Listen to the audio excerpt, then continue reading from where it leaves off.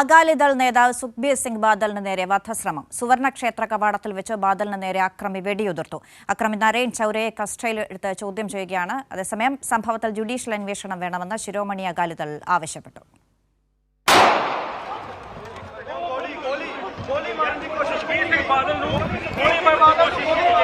അമൃത്സറിലെ സുവർണക്ഷേത്രത്തിന്റെ പ്രധാന കവാടത്തിൽ വെച്ചാണ് ശിരോമണി അകാലിദൾ നേതാവും പഞ്ചാബ് മുൻ ഉപമുഖ്യമന്ത്രിയുമായിരുന്ന സുഖ്ബീർ സിംഗ് ബാദലിന് നേരെ അക്രമി വെടിയുതിർത്തത്.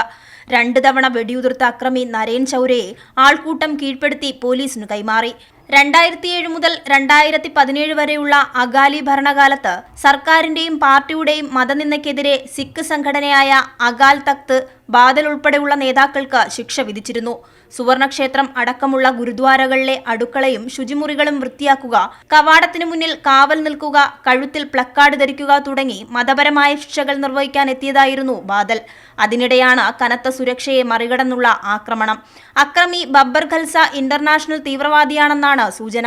1984-ലെ സിഖ് കലാപകാലത്തെ ഖലിസ്ഥാൻ അക്രമിയാണെന്നും പാകിസ്ഥാനിലേക്ക് ആയുധങ്ങളും സ്ഫോടക വസ്തുക്കളും വൻതോതിൽ കടത്തിയിരുന്നതായും പോലീസ് വൃത്തങ്ങൾ വ്യക്തമാക്കുന്നു.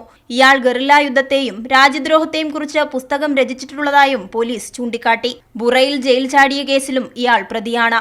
ഇയാളെ വിശദമായി ചോദ്യം ചെയ്തു വരികയാണെന്നും സംഭവത്തിൽ ഗൂഢാലോചന ഉണ്ടോ എന്ന് അന്വേഷിക്കുന്നതായും അമൃത്സർ പോലീസ് കമ്മീഷണർ അറിയിച്ചു. അതേസമയം സംഭവത്തിൽ ജുഡീഷ്യൽ അന്വേഷണം വേണമെന്ന് അകാലിദൾ ആവശ്യപ്പെട്ടു. സംഭവത്തിന് പിന്നാലെ കനത്ത സുരക്ഷയാണ് സുവർണക്ഷേത്രത്തിലും പരിസരത്തും ഏർപ്പെടുത്തിയിട്ടുള്ളത്. കൈരളി ന്യൂസ്, ദില്ലി.